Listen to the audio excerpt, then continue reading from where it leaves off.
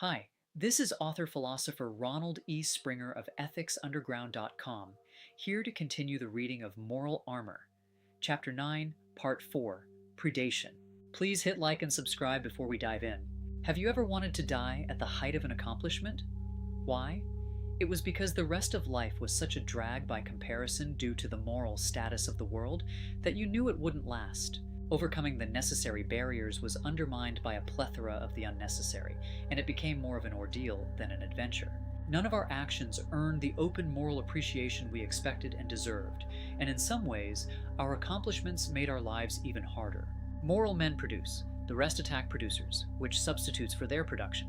The moral purveyors were more concerned with those who stayed home in the safety of competence untested, or incompetence unrevealed. The purveyors' ideals reflected no human productivity other than to shun and damn.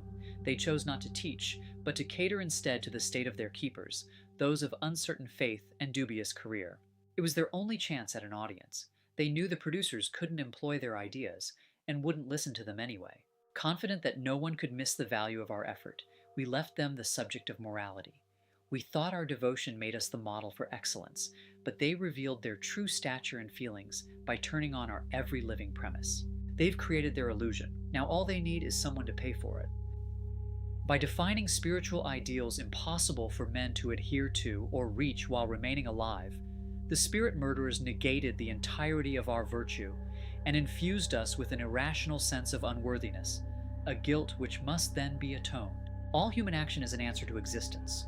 A spirit murderer negates existence, and then all of his problems stem from existential inadequacy. He learns that the only way to live without one's brain is to hijack the conscious power of others. Fear-driven man seeks others primarily for direct physical sustenance, using them as a buffer between himself and reality.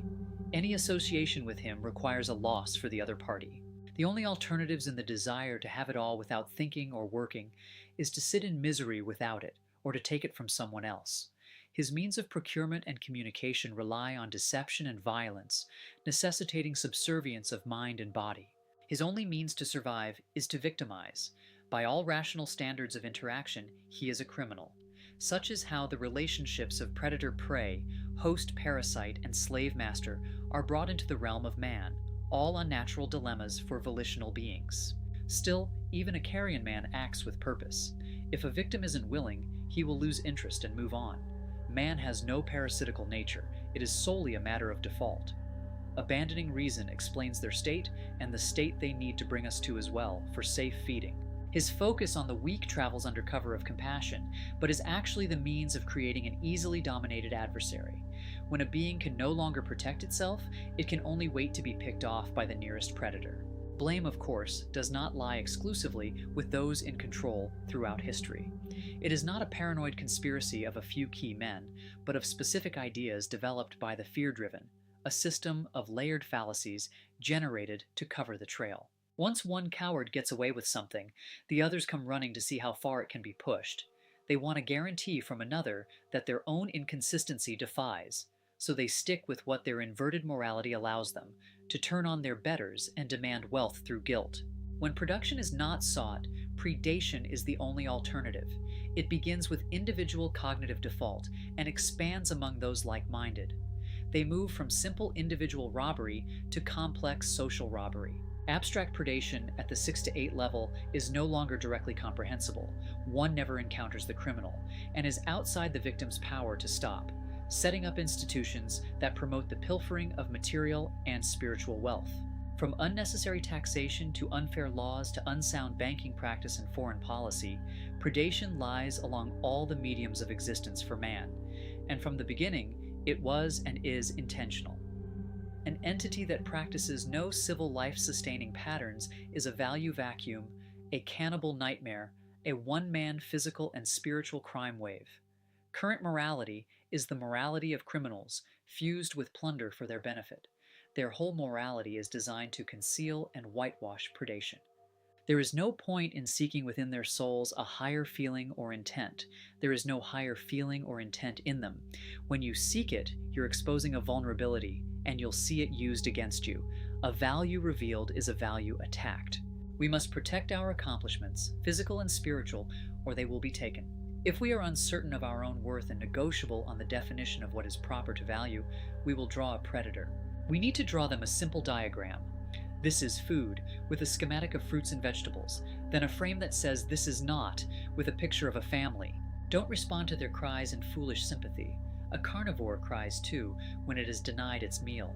It starves when its methods fail, and starvation hurts. Their pattern results in a capacity insufficient to sustain life.